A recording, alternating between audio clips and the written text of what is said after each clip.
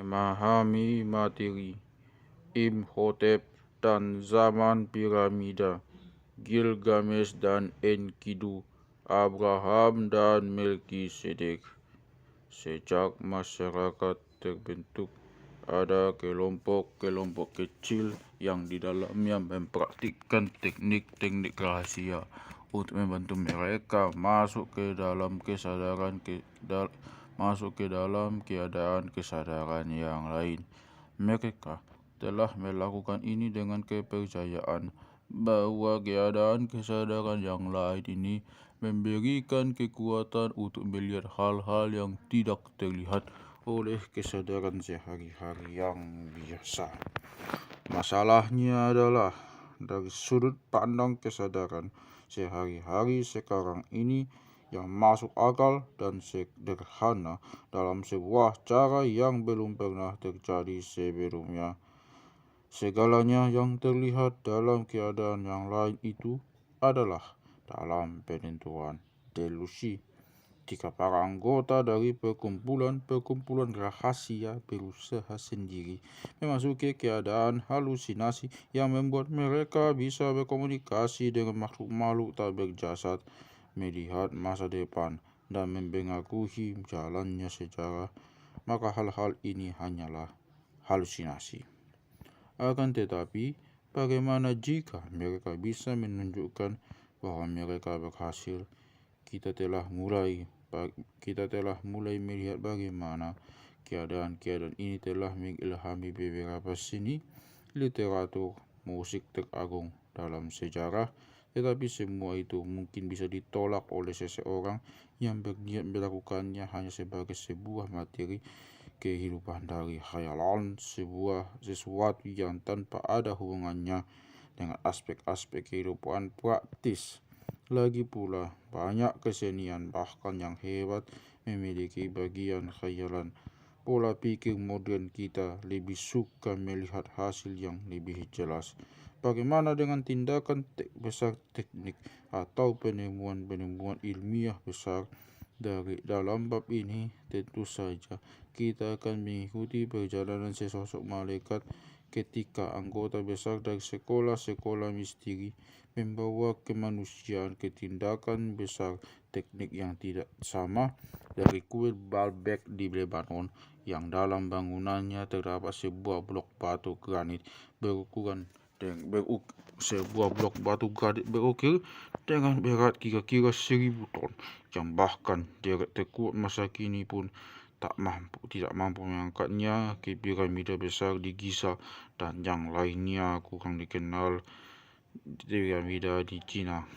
Pada awal zaman ini, peradaban besar pertama tampak tiba-tiba tumbuh dari tempat yang tak dikenal. Pada peradaban Sumeria didominasi oleh pahlawan banteng Gilgamesh, dan di Mesir kultisme banteng Osiris dan lomba banteng Kret. Zaman peradaban ini adalah zaman Taurus, di mana dimulai pada awal milenium ketiga sebelum Masehi. Tanpa alasan yang begitu baik, sejarah kuno ini bisa menjelaskan sekarang banyak orang mulai tinggal bersama di kota yang sangat terkutuk dan sangat besar dengan kecanggihan dan kerumitan teknis. Sebuah kejadian gelap tetapi penting terjadi di Cina. Kejadian itu terselubung misteri. Bahkan inisiat besar tidak mampu melihatnya dengan segala yang mendekati kejelasan. Pada milenium ketiga sebelum Masehi, orang-orang Cina tinggal sebuah suku nomaden, dan menurut Rudolf Steiner, dalam salah satu dari tenda mereka lahirlah seorang pribadi yang luar biasa. Kejadian yang sama ribuan tahun kemudian, seorang makhluk langit yang mulia akan turun ke bumi untuk inkarnasi sebagai Yesus Kristus, maka Lucifer pun ikut berinkarnasi. Kelahiran Lucifer adalah awal dari kearifan. Tentu saja, saya menggunakan kata kearifan dalam arti khusus, arti akademik yang sama yang digunakan sarjana Alkitabiah ketika mereka berbicara tentang buku kearifan Alkitab. Kearifan berisi misalnya dalam kitab Amsal atau Pengkhotbah adalah kumpulan peraturan untuk kehidupan bahagia dan berhasil, tetapi tidak seperti ajaran-ajaran yang ada dalam buku-buku Alkitabiah. Tidak ada dimensi moral atau agama di sini. Kearifan ini seluruhnya bijaksana dan praktis, menasihati Anda dengan apa yang harus Anda lakukan untuk menjaga hal yang paling penting bagi Anda. Tidak ada anjuran, misalnya, bahwa perilaku yang baik akan mendapatkan pahala, atau perilaku buruk akal dihukum, terutama yang dilakukan oleh manusia. Sejatinya, tidak ada gagasan tentang aturan takdir yang sudah ditentukan sama sekali. Buku-buku ini dikumpulkan dalam bentuk seperti yang kita miliki sekarang, kira-kira pada 300 sebelum Masehi. Mereka adalah hasil dari cara berpikir yang telah berkembang kira-kira 2500 tahun sebelumnya. Secara rahasia mengemukakan bahwa bentuk kearifan ini menjadi mungkin sebagai sebuah akibat dari inkarnasi dan pelayanan Lucifer. Untuk sebagian besar dari inisiasi hingga disiplin spiritual terjadi pada masa antara kanak-kanak dan dewasa dan setelah bertahun-tahun persiapan. Misalnya, inisiasi untuk Kabbalah secara tradisional hanya diizinkan untuk usia 40 tahun dan cara untuk inisiasi masuk ke sekolah Pitagoras harus hidup dalam isolasi dan tanpa bicara selama bertahun-tahun sebelum pendidikan mereka bisa dimulai. Namun, sejak lahir Lucifer dibesarkan di dalam batasan sebuah sekolah misteri, sebuah lingkaran magis bekerja secara intensif pada pendidikannya, mengizinkannya untuk berperan dalam upacara-upacara yang paling rahasia, mengukir jiwanya hingga pada usia 40, hingga akhirnya ia mendapatkan sebuah ilham. Ia menjadi orang pertama yang mampu berpikir tentang kehidupan di bumi dengan cara-cara yang benar-benar masuk akal. Kita melihat pada bab 8 bagaimana Orpheus menciptakan angka-angka. Namun, pada zaman Orpheus tidak mungkin memikirkan angka-angka tanpa memikirkan makna spiritualnya. Sekarang, karena Lucifer, menjadi mungkin untuk memikirkan angka-angka tanpa konotasi simbolis apapun, untuk memikirkan angka-angka secara murni sebagai ukuran dari jumlah tanpa dibebani oleh pikiran mutu apapun. Orang-orang sekarang bebas mengukur, menghitung, dan membuat serta membangun. Kita tahu dari Plutarch bahwa anak laki-laki Orpheus, Asclepius, disamakan dengan Imhotep yang hidup kira-kira pada 2500 sebelum Masehi. Ketika itu gelombang besar perubahan cara berpikir revolusioner ini telah menyapu dari timur jauh, Vizier hingga ke Mesir. Raja Djoser, Imhotep dikenal sebagai si pembangun, pematung, pembuat was batu. Dia juga disebut pimpinan pengamat yang adalah gelar dari pendeta tinggi Heliopolis.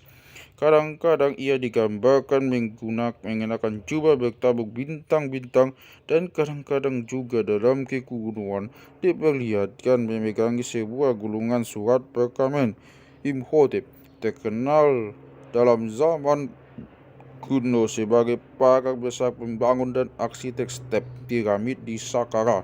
Pada abad ke-19, para arkeologis menggali di bawah step piramid menemukan sebuah penyimpanan harta benda rahasia terkunci di sana sejak pembangunan bangunan itu yang menjadi terkenal sebagai hal-hal yang tidak mungkin dari Imhotep. Beberapa dari ini sedang dipamerkan di Metropolitan Museum di New York. Para komentator abad ke-19 sangat takjub pada semua vas yang menurut mereka tidak mungkin dibuat oleh pengrajin pada zaman itu. Leluhur jerapah dan perut gendut misalnya, masih sulit melihat bagaimana vas-vas cikuk ini dibuat dari batu kristal. Bermobil selama setengah jam ke arah utara dari Saqqara adalah piramida besar. Bila diperdebatkan, merupakan bangunan yang paling mencengangkan. Piramida ini berdiri 4 persegi di persimpangan ini dalam sejarah, sesuai dengan titik-titik kardinal dengan ketepatan yang luar biasa. Dunia tidak memerlukan penjelasan lain tentang kehebatannya.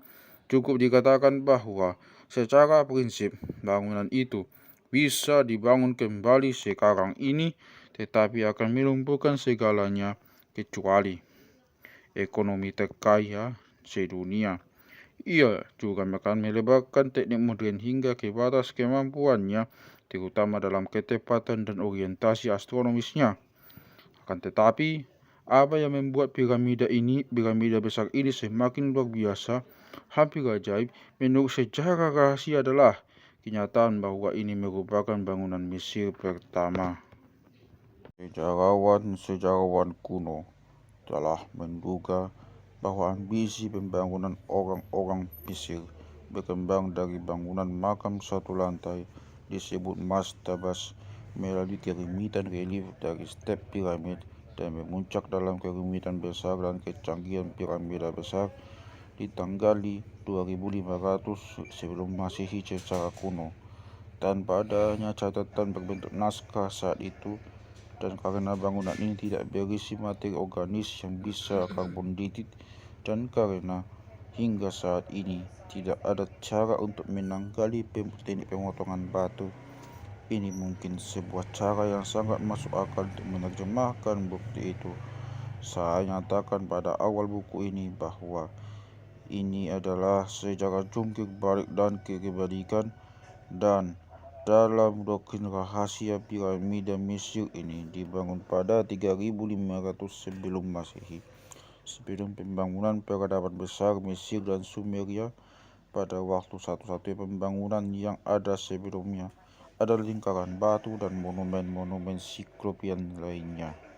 Kita harus membayangkan orang-orang zaman batu mengenakan kulit binatang dan membawa peralatan batu primitif menatap piramida besar dengan terpaku. Menurut sejarah rahasia, ketika itu step piramid dan piramida-piramida yang kecil lainnya tidak mewakili sebuah kenaikan, tetapi sebuah penurunan. Sebuah piramida besar. Secara kuno, piramida besar telah dianggap sebagai sebuah makam. Sebagai sebuah ragam pada tema ini dimunculkan oleh ruang-ruang sempit yang mengarahkan apa yang disebut ruang-ruang raja dan ratu, dan bintang-bintang tertentu telah dianggap sebagai semacam mesin dirancang untuk membantu proyeksi roh Fir'aun yang meninggal dari makamnya menuju tempat istirahatnya di surga. Maka dalam pandangan ini, piramida besar merupakan semacam mesin ekskarnasi raksasa. Dari sudut pandang sejarah rahasia, tafsiran ini anakronistis. Itu adalah kepercayaan universal pada waktu itu bahwa semua roh manusia berjalan ke atas melalui ruang-ruang planet ke bintang-bintang setelah kematian. Kenyataannya seperti yang telah kita lihat, yang hidup masih memiliki pengalaman yang jelas seperti itu tentang alam-alam rohani, sehingga akan sulit bagi mereka untuk tidak mempercayai kenyataan tentang perjalanan setelah kematian, seperti kesulitan yang sama bagi kita untuk memutuskan tidak percaya pada buku atau tablet di depan kita. Kita harus mencari penjelasan ke tempat lain tentang kegunaan dari piramida besar. Seluruh peradaban umum Mesir kuno berusaha terus berpegangan pada materi. Kita lihat ini dalam cara-cara baru mereka memotong dan mengukir batu. Kita juga melihat sebuah hubungan baru dengan materi dalam praktik pembuatan mumi. Kita tidak pernah lebih siap untuk menjelaskan kepercayaan bodoh kepada orang-orang kuno ketika kita menghubungkan pembuatan mumi dan benda-benda makam yang luar biasa untuk sebuah kepercayaan bahwa roh itu mungkin ingin menggunakan barang-barang makam ini pada kehidupan setelah mati mereka. Maksud dari cara pemakaman ini, menurut pemikiran esoteris adalah mereka menggunakan semacam daya tarik magnet pada roh yang naik sehingga akan membantu mereka bisa dengan cepat mengalami reinkarnasi yang menarik mereka kembali ke bumi. Penjelasan esoteris tentang piramida besar sama. Kita melihat dalam bab 7 bahwa dewa-dewa besar menyadari semakin sulitnya berinkarnasi telah kembali ke bulan dan mengunjungi bumi semakin hari semakin jarang. Piramida besar adalah mesin inkarnasi raksasa. Peradaban Mesir memperlihatkan dorongan besar dalam evolusi manusia sangat berbeda dari peradaban Oriental yang mengajarkan bahwa materi adalah maya atau ilusi. Orang-orang Mesir memulai misi spiritual besar barat, kadang-kadang disebut alkemi, sufisme, freemasonry, dan di tempat lain dalam kelompok-kelompok rahasia, The Work. Misinya adalah mengerjakan materi, memotongnya, mengukirnya, menambahnya dengan tujuan suci hingga setiap bagian materi dalam alam semesta telah dikerjakan dan dispiritualkan. Piramida besar adalah perwujudan pertama untuk kepentingan mendesak itu. Sejarah ini tentang kesadaran dalam cara-cara yang berbeda. Pertama, sejarah ini telah diceritakan dalam beragam kelompok yang telah menjadikannya tujuan untuk bekerja sendiri hingga mencapai keadaan kesadaran yang lain.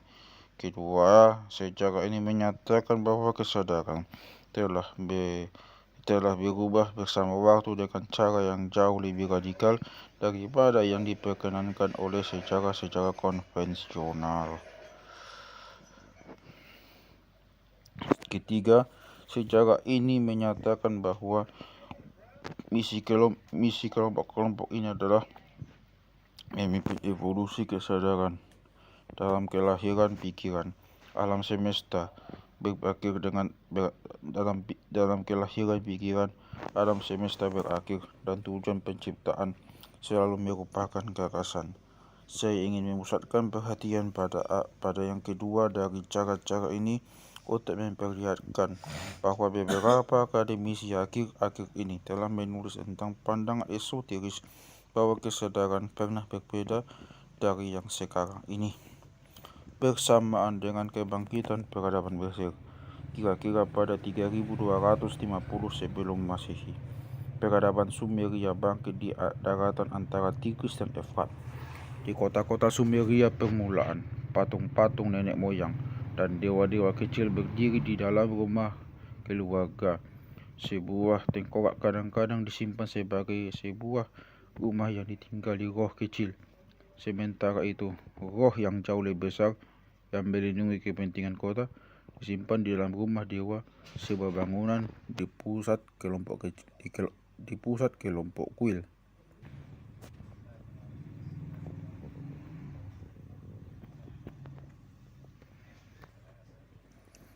Ketika kota-kota itu berkembang, demikian juga rumah-rumah dewa hingga mereka menjadi zigurat. Piramida berundak yang besar dibangun dari batu bata lumpur. Di pusat setiap zigurat ada sebuah kamar untuk menempatkan patung dewa, dihias dengan logam-logam berharga dan perhiasan dan dipakaikan pakaian yang mewah. Menurut naskah Kudeform, dewa-dewa Sumeria suka makan, minum, musik, dan tarian. Makanan akan diletakkan di atas meja, kemudian dewa ditinggalkan sendirian untuk menikmatinya. Dewa-dewa itu juga membutuhkan tempat tidur di dalam dan untuk menikmati persetubuhan dengan dewa-dewa lainnya. Mereka juga harus dimandikan dan dipakaikan baju, juga diminyaki dengan parfum. Sedangkan tentang kuburan barang-barang di Mesir, alasan untuk melakukannya adalah mencoba untuk membujuk dewa agar tidak tinggal di alam material dengan mengingatkan mereka tentang kenyamanan sensual yang mendorong mereka di alam rohani. Lebah adalah simbol yang paling penting dalam tradisi rahasia. Lebah mengerti bagaimana membangun sarangnya dengan semacam genius bawah kesadaran mereka. Sarang lebah menggabungkan ketepatan dan kesulitan luar biasa dalam pembangunannya. Misalnya semua sarang telah dibangun dengan rotasi malaikat-malaikat di dalamnya. Segel berbentuk silinder Sumeria memperlihatkan bentuk-bentuk tubuh manusia, tetapi berkepala sarang lebah ini karena pada zaman ini kesadaran perorangan dialami seperti terbangun dari sebuah kolaborasi dari banyak pusat kesadaran yang berbeda, seperti yang kita jelaskan dalam bab 2. Pusat ini bisa dibagi atau bahkan dipindahkan dari satu pikiran ke hal yang lainnya, seperti sekumpulan lebah dari satu sarang ke sarang lainnya. Seorang analis cerdas luar biasa dari Sumeria dan naskah-naskah kuno lainnya, ditulis oleh Princeton Professor of History Julian Jaynes yang diterbitkan pada 1976, The Origin of Consciousness in the Breakdown of the Bicameral Mind, menentang bahwa selama zaman ini manusia tidak memiliki konsep tentang kehidupan di dalam seperti yang kita pahami sekarang ini. Mereka tidak mengerti kosakata itu, dan kisah-kisah mereka memperlihatkan bahwa keistimewaan dari kehidupan mental seperti kemauan, berpikir dan merasakan yang kita alami seolah disebut di dalam diri kita. Mereka mengalaminya ketika ada kegiatan roh-roh atau dewa-dewa di dalam atau di sekitar tubuh mereka. Dorongan ini terjadi terhadap mereka pada perintah dari makhluk tak berjasad yang tinggal bebas dari mereka, bukan muncul di dalam diri mereka sendiri karena kehendak mereka sendiri. Menarik bahwa analisis Jaynes cocok dengan catatan esoteris dari sejarah kuno yang diberikan oleh Rudolf Steiner, lahir di Austria pada 1861. Steiner mewakili arus asli pemikiran Rosicrucian, dan ia adalah guru esoteris dari zaman modern yang telah memberikan catatan paling terperinci tentang evolusi kesadaran. Penelitian jenis, setahu saya, bebas dari tradisi ini. Mungkin lebih mudah untuk menghargai analisis jenis dalam hubungannya dengan mitologi Yunani yang lebih akrab. Karena Iliad, misalnya, kita pernah melihat seseorang sedang duduk dan mengerjakan pengerjaannya dengan cara seperti itu, dengan cara seperti kita sendiri melakukannya.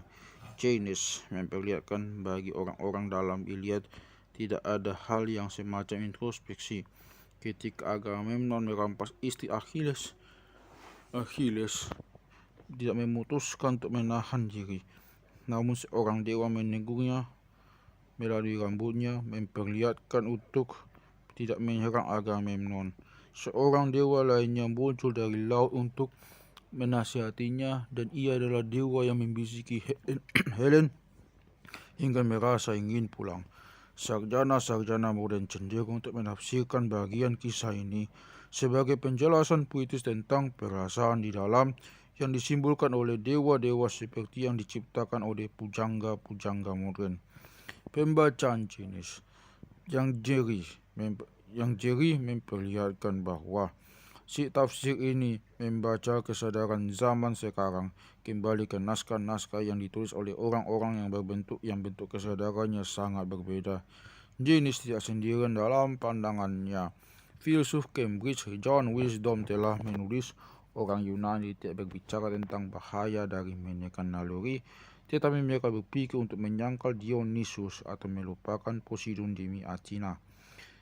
Kita akan melihat dalam bab kesimpulan tentang sejarah ini bagaimana orang-orang kuno terus berkembang jauh setelah pendapat Jaynes.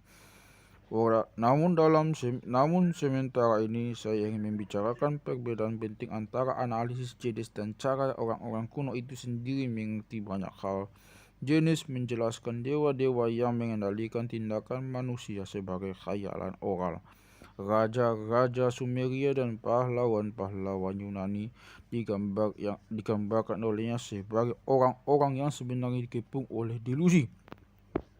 Dalam pandangan kuno, sebaliknya, Tentu saja ini tidak sekedar delusi, tetapi makhluk-makhluk hidup yang bebas.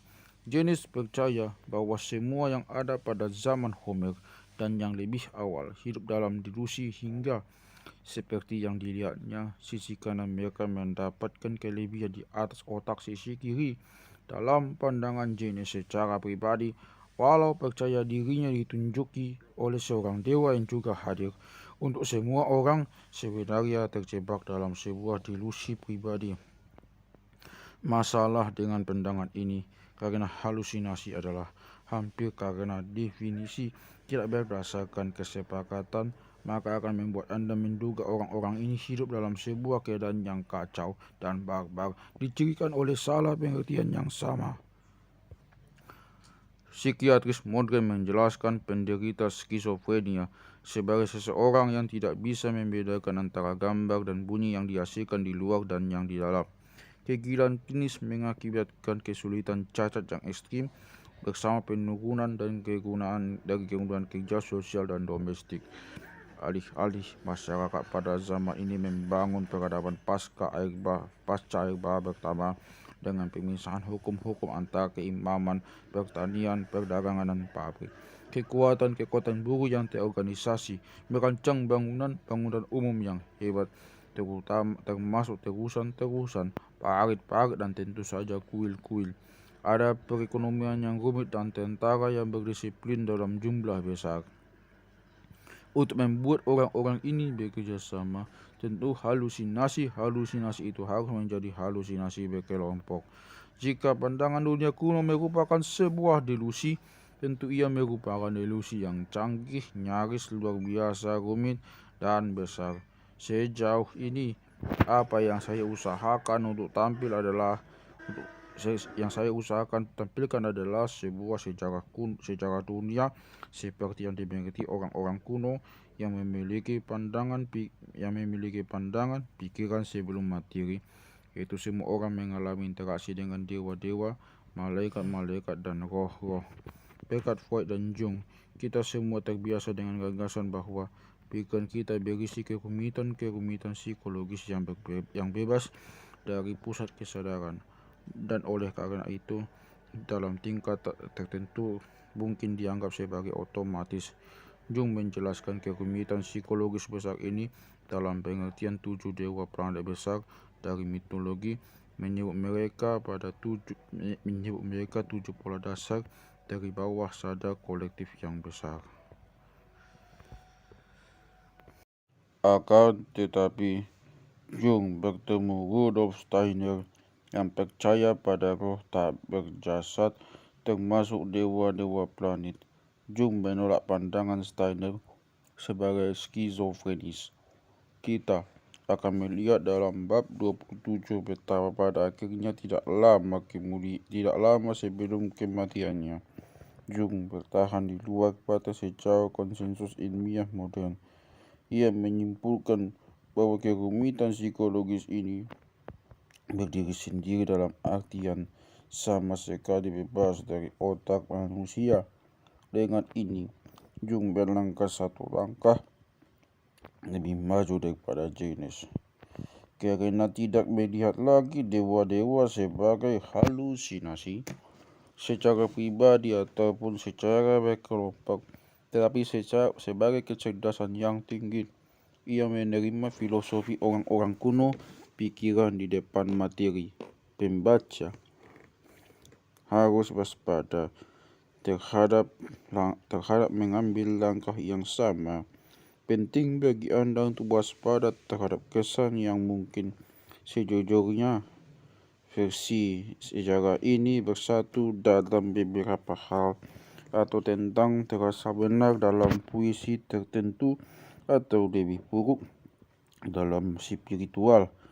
Penting karena selang sesaat kesadaran dalam hal ini, dan Anda mungkin tanpa Anda ketahui pada awalnya, dan dengan ringan hati dan meloncat-loncat kecil dalam langkah Anda, mulai berada di jalan yang langsung menuju ke rumah sakit jiwa. Gilgamesh, pahlawan besar peradaban Sumeria, Raja Uruk, kira-kira pada tahun 2100 sebelum Masehi. Kisahnya penuh kegilaan, emosi ekstrem, kecemasan dan keterasingan. Penyair besar Rainer Maria Rilke menyebutnya epos tentang mati ketakutan. Kisah yang kita ketahui telah disatukan dari tablet-tablet tanah liat yang digali pada abad ke-19, tetapi tampaknya nyaris lengkap. Pada awal kisahnya, raja muda itu disebut banteng menyeruduk. Energi membuatnya meledak-ledak, membuka jalan di pegunungan, menggali sumur-sumur, menjelajah, bertempur di medan perang. Ia lebih kuat daripada laki-laki lainnya, tampan, pemberani, pecinta hebat yang tidak aman bagi berlawan, tetapi kesepian. Ia merindukan seorang teman yang setara dengannya. Maka dewa-dewa menciptakan Enkidu. Laki-laki itu sekuat Gilgamesh, tetapi liar dengan rambut lengket di sekujur tubuhnya. Ia hidup di antara binatang liar, makan seperti mereka, dan minum dari sungai. Suatu hari seorang pemburu berhadapan dengan makhluk aneh ini di hutan dan melaporkannya kepada Gilgamesh. Ketika Gilgamesh mendengar kisah pemburu itu, ia tahu dalam hatinya bahwa makhluk itu adalah teman yang sedang ditunggunya. Ia merancang rencana hebat. Ia memerintahkan seorang pelacur kuil yang paling cantik untuk pergi ke hutan tanpa busana untuk menemukan laki-laki liar itu dan menjinakkannya. Ketika pelacur itu bercinta dengan laki-laki liar itu, ia menjadi lupa tentang rumahnya di bukit. Gilgamesh sudah tahu hal itu akan terjadi. Sekarang, ketika Enkidu bersama dengan binatang liar, binatang itu mengendus perbedaan dan tidak mau berlari bersamanya lagi. Mereka melarikan diri darinya. Ketika Gilgamesh dan Enkidu bertemu di pasar Uruk, ada pertandingan gulat. Seluruh penduduk berkerumun untuk menonton. Akhirnya Gilgamesh memenanginya, melemparkan Enkidu hingga jatuh pada punggungnya sambil masih berdiri di atas tanah. Jadi, persahabatan yang terkenal itu mengawali serangkaian petualangan. Mereka berburu macan tutul dan melacak monster hawa-hawa yang menjaga jalan menuju hutan cedar.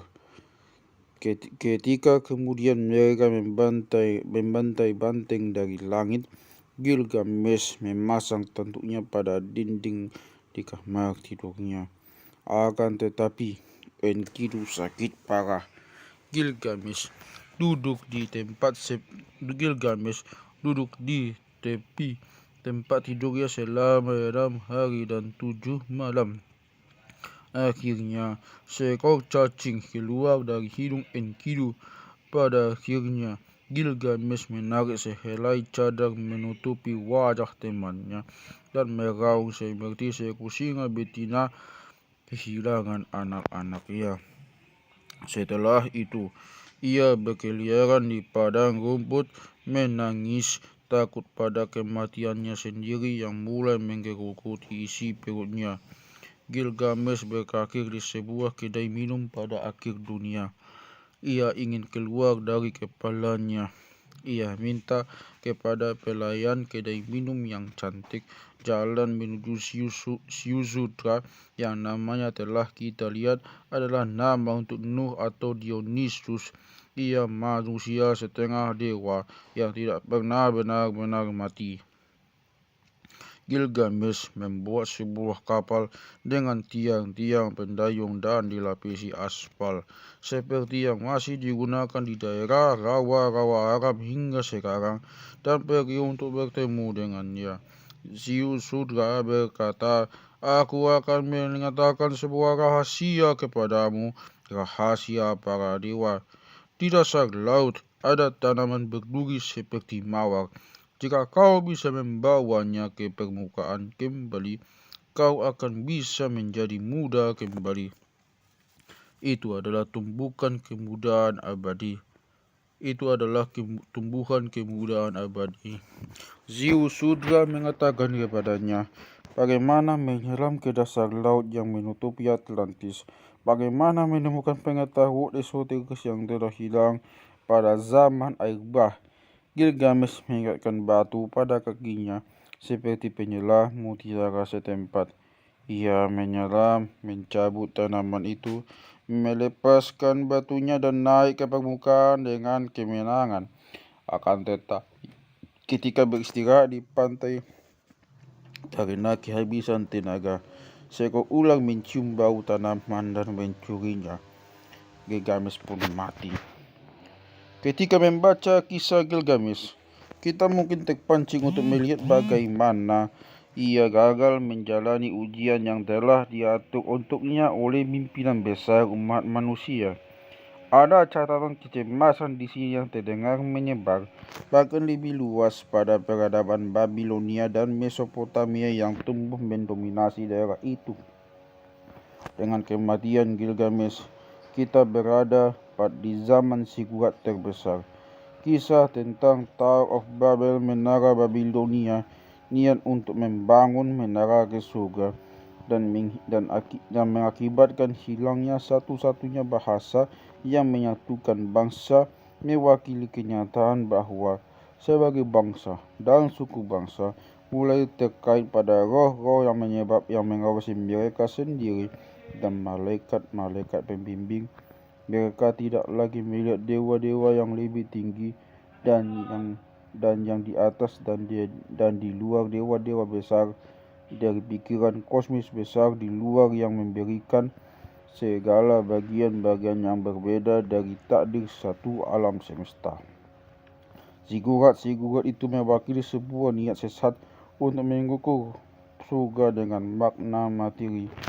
Menara Babel dibangun oleh Nimrod si pemburu. Kitab Kejadian menyebut Nimrod penguasa pertama di bumi. Arkeolog David Grohl dengan yakin telah mengenali Nimrod sebagai Enmerkar sang pemburu. Raja Uruk pertama. Ia menulis surat kepada Raja Agatha tetangganya menuntut uang upeti. Dalam surat yang dipercaya sebagai surat paling awal yang selamat Nimrod, ada orang pertama yang mencari kekuasaan demi dirinya sendiri. Dari keinginan berkuasanya ini muncul kebengisan dan penurunan. Dalam tradisi Ibrani, ada sebuah gambaran tentang kelahiran Abraham membisiki Nimrod untuk melakukan pembunuhan bayi massal. Kita harus mengerti dengan ini bahwa ia melakukan pengorbanan bayi, menguburkan jasad itu di dasar bangunan besarnya. Kita bergabung dengan Abraham kira-kira pada 2000 sebelum Masehi, sedang berkeliaran di bangunan pencakar langit di tempat asalnya Uruk. Ia memutuskan untuk pergi berkelana untuk menjadi seorang nomad di gunung, untuk menemukan kembali inti dari keilahian yang mulai menghilang. Ketika ia mengunjungi Mesir, Fir'aun memberikan salah seorang putrinya, Hagar, untuk menjadi pelayan istri Abraham, Sarah. Hagar melahirkan anak laki-laki pertama Abraham, Ismail, yang kemudian menjadi ayah dari bangsa Arab. Kita harus mengerti dengan ini bahwa Abraham belajar pengetahuan tentang inisiasi besar dari pendeta-pendeta Mesir. Pernikahan pribadi dari suku-suku bangsa yang berbeda bisa memengaruhi sebuah pergantian kekuasaan dan pengetahuan. Inisiasi seperti apa yang mungkin diterima Abraham di Mesir? Kita harus membayangkan calon untuk inisiasi yang dibaringkan di sebuah makam granit. Ia dikelilingi oleh mereka yang telah diinisiasi, yang telah membuatnya trans seperti tidur yang sangat lelap. Ketika ia dalam keadaan trans, mereka bisa mengangkat tubuh nabatinya dan bersamanya roh dan tubuh binatangnya ke atas. keluar dari jasad fisiknya, sehingga ia melayang seperti hantu di atas mulut makam itu. Seorang saksi dari upacara inisiasi ini yang dijalani oleh penyair Irlandia, W.W. Yeats, menjelaskan bagaimana selama berjalannya upacara, serangkaian genta dibunyikan untuk menandai tahapan-tahapan. Roh Yeats bisa terlihat berkilauan dengan derajat terang yang beragam selama menjalani tahapan-tahapan yang berbeda. Setiap tahapan juga ditandai pola warna yang berbeda. Inisiat yang melakukan upacara semacam ini tahu cara membuat tubuh nabati calon yang diinisiasi, sehingga ketika ia kembali tenggelam ke dalam tubuh materinya, calon itu bisa menggunakan organ-organ pendengaran dan penglihatan dengan sadar. Akhir dari 3 hari inisiasi, calon itu akan terlahir kembali atau sudah teruji yang ditandai oleh seorang hierophant. Pendeta meraih tangan kanannya dan menarik keluar dari peti mati. Dalam filosofi esoteris, tubuh nabati yang paling penting. Tidak saja ia mengendalikan fungsi vital tubuh, tetapi juga cakra tentu saja merupakan organ tubuh nabati. Jadi tubuh ini sejatinya membentuk portal antara dunia fisik dan roh, dan jika cakra-cakra dihidupkan, ini akan menghasilkan persepsi dan pengaruh kekuatan supernatural, kemampuan berkomunikasi dengan roh-roh tanpa jasad, dan juga kemampuan menyembuhkan. Di kuil tidurlah seorang yang masih diizinkan untuk tidur di dalam kuil. Hal ini akan masih dilakukan oleh calon-calon anggota sekolah misteri, dan 2500 tahun setelah Abraham, dan masih dijalankan oleh beberapa perkumpulan rahasia hingga sekarang. Tidur itu akan berakhir setelah 3 hari, dan selama itu calon-calon menggunakan tubuh nabatinya dengan cara yang tidak berbeda dengan proses inisiasi.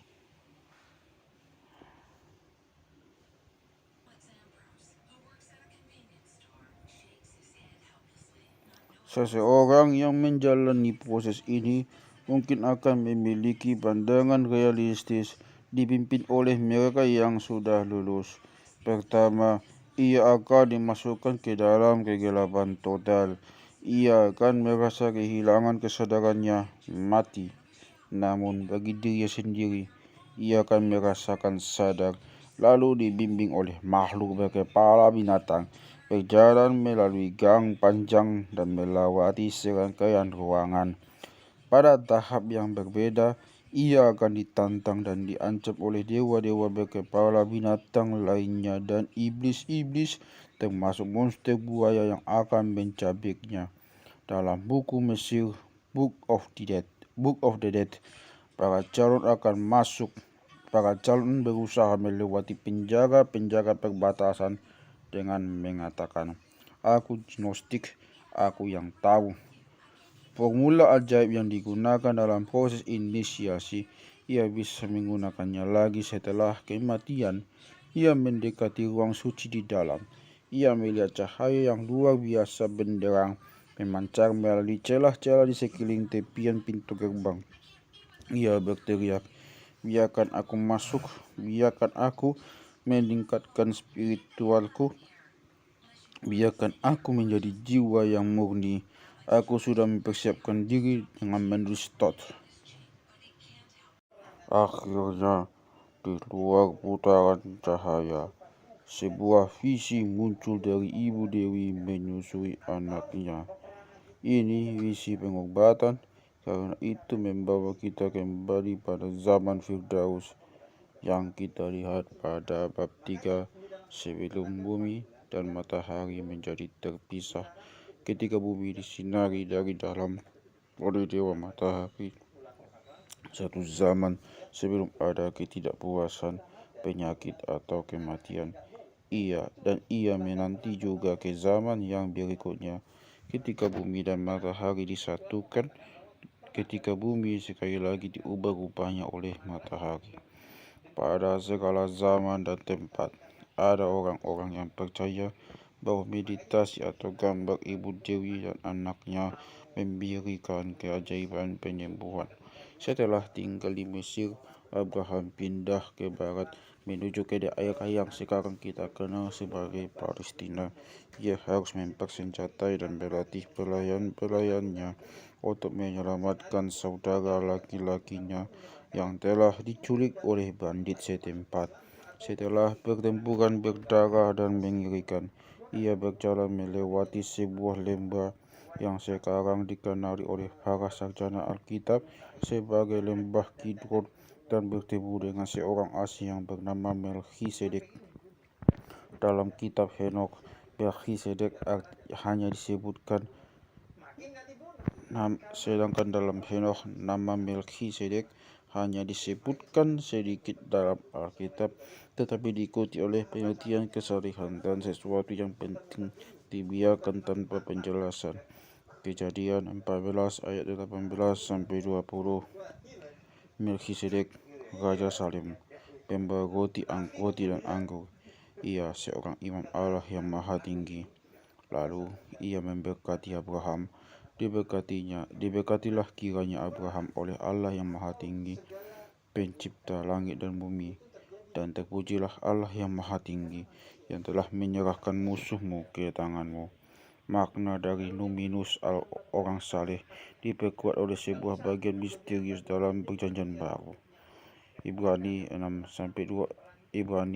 ayat 20-7 ayat 17. Yesus telah masuk sebagai perintis bagi kita ketika ia menurut peraturan Melkisedek menjadi imam besar sampai selama-lamanya. Sebab Melkisedek adalah Raja Salem dan imam Allah yang maha tinggi. Ia pergi menyongsong Abraham ketika Abraham kembali dari mengalahkan raja-raja dan memberkati dia. Kepadanya pun Abraham memberikan 1/10 dari semuanya. Menurut arti namanya, Melkisedek adalah pertama-tama raja kebenaran dan juga Raja Salem, yaitu raja damai sejahtera. Ia tidak berbapa, tidak beribu, tidak berselisih. Harinya tidak berawal dan hidupnya tidak berkesudahan, karena ia dijadikan sama dengan anak Allah. Ia tetap menjadi imam sampai selamanya, yang menjadi imam bukan karena peraturan-peraturan manusia, melainkan berdasarkan hidup yang tidak binasa. Sebab tentang dia diberi kesaksian, engkau adalah imam untuk selama-lamanya menurut peraturan Melkisedek. Jelas ada yang aneh yang sedang terjadi. Jelas sosok misterius ini yang memiliki kemampuan untuk hidup selamanya bukan manusia biasa. Dalam tradisi kabalistis, jati diri Melkisedek adalah Nuh, pemimpin orang-orang Atlantis, yang mengajari manusia bercocok tanam, berkebun jagung dan anggur yang tidak pernah benar-benar mati, tetapi pindah ke dimensi lain. Sekarang ia muncul lagi untuk menjadi guru spiritual Abraham, untuk mengujinya hingga ke tingkat yang lebih tinggi.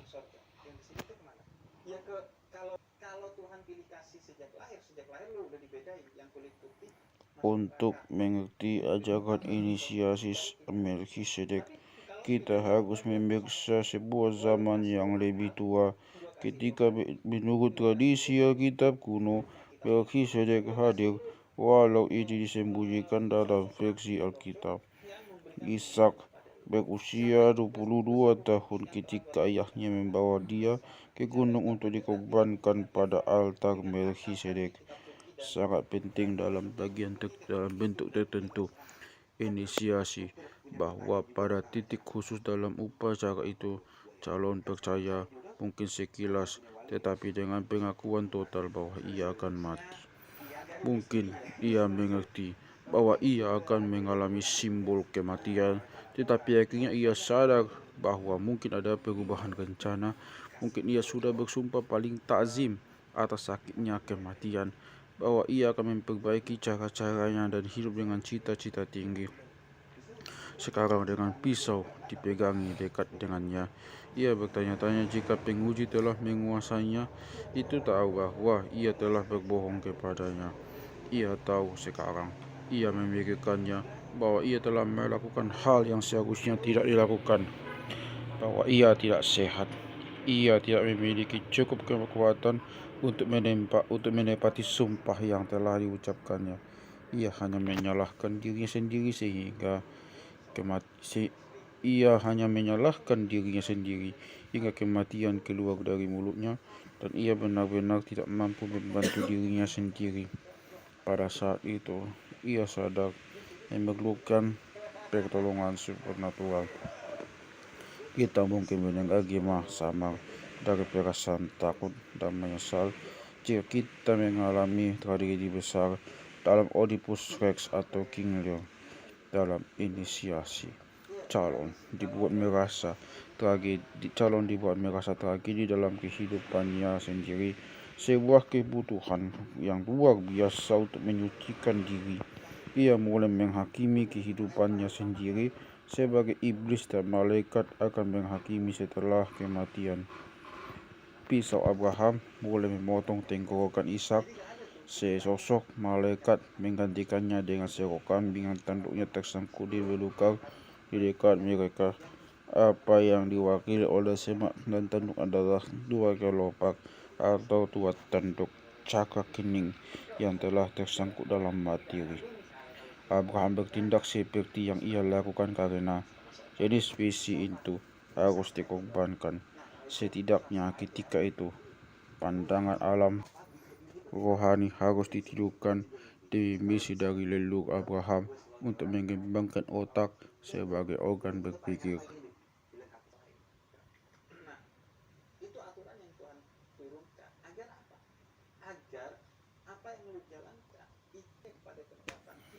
Orang-orang Yahudi akan dipandu oleh Yehova, roh besar bulan. Dewa besar dari orang-orang Yahudi akan dibimbing oleh Yehova, roh besar dari bulan. Dewa besar dorsal Nod yang membantu manusia berkembang menjauh dari pengalaman binatang dan sukacita, jauh dari kehidupan jiwa kesukuan atau kelompok, menuju perkembangan pribadi yang bebas dan berpikir dengan bebas.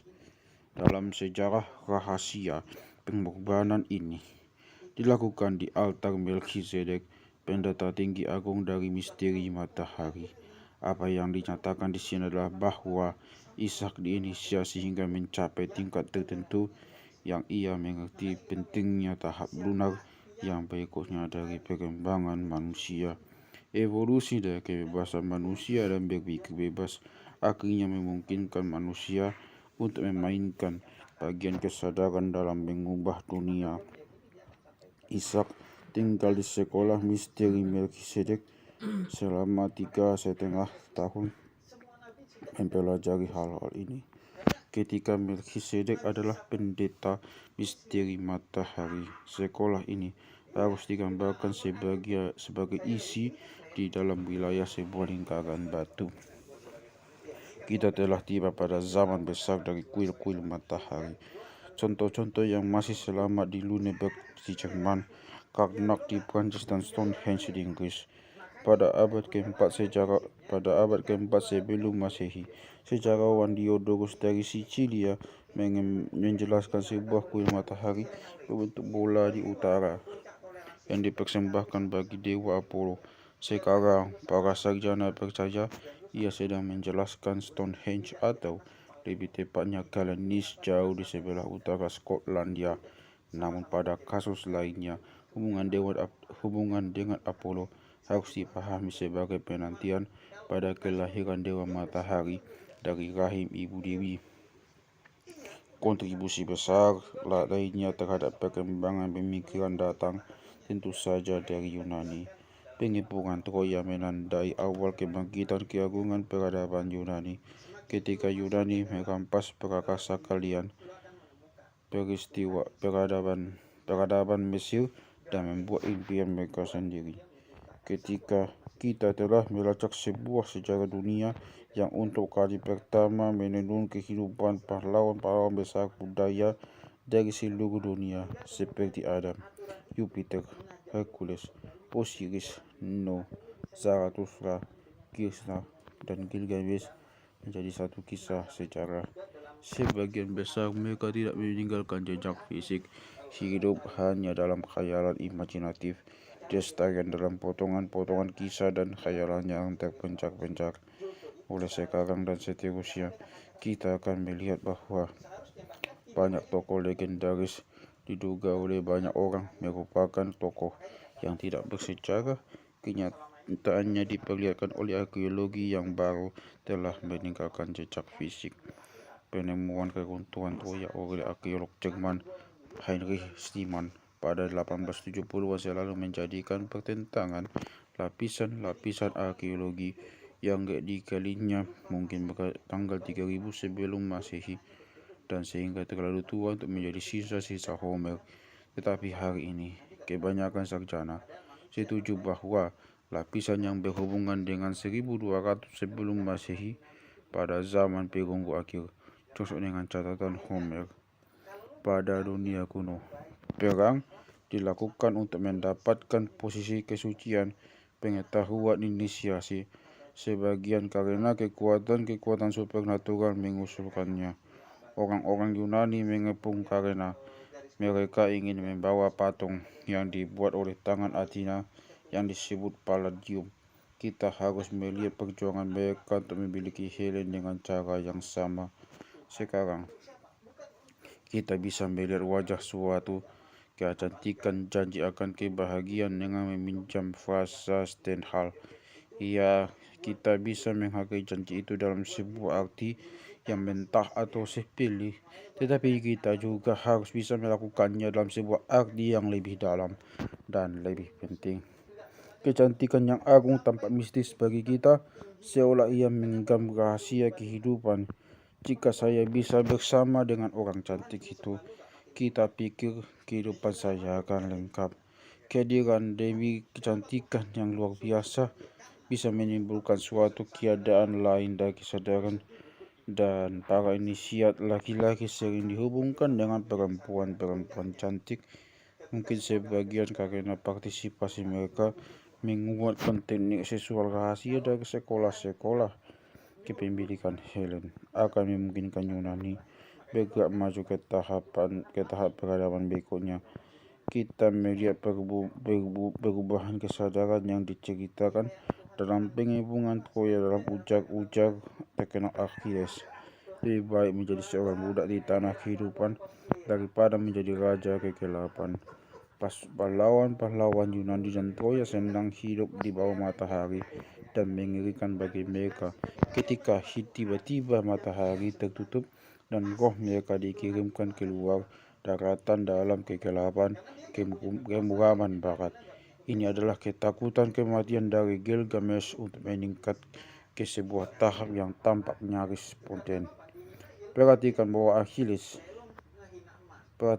Achilles tidak melakukan kenyataan tentang kehidupan setelah mati, tetapi konsepsinya tentang hal itu jelas tidak di luar separuh hidup dari ruang sublunar yang muram.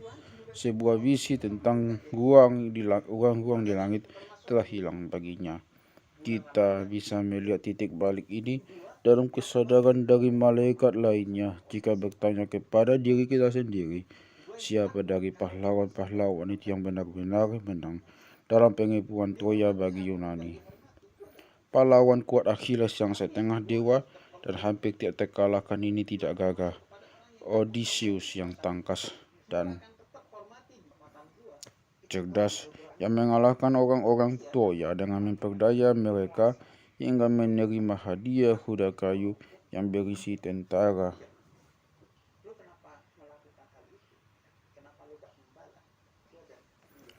Bagi logika masa sekarang, kisah kuda Troya tampak nyaris sama sekali tidak mungkin dari titik pandang psikologi modern. Tampak tidak nyata untuk menganggap orang begitu bodohnya. Akan tetapi pada waktu perang Troya, orang-orang itu hanya mulai muncul dari pikiran kolektif ke dalam apa yang kita coba bayangkan bila kita sendiri berjalan-jalan di hutan kuno dan baru melihat Janes yang mencoba menjelaskannya. Sebelum perang Troya, semua orang berbagi pikiran dunia yang sama. Yang lainnya bisa melihat apa yang sedang kita pikirkan. tidak mungkin berbohong. Orang-orang berinteraksi dengan sebuah kejujuran yang luar biasa. Mereka memiliki sebuah perasaan yang telah hilang pada kita, bahwa dalam segala hal yang mereka lakukan, mereka sedang andil dalam kejadian-kejadian kosmis. Tanggal pengepungan Troya juga merupakan tanggal tipu daya pertama dalam sejarah.